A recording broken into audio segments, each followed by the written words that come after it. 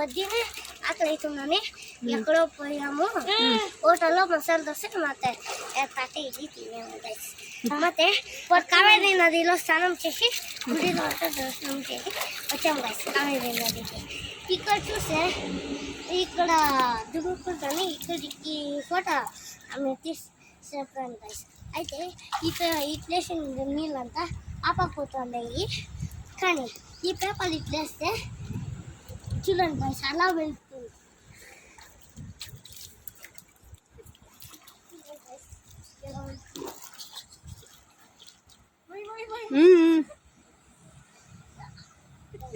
అదే అలా వెళ్ళి అట్లే వెళ్ళిపోతుంది. పట్టుకొనేసి చూడండి గైస్ వెళ్ళిపోయింది.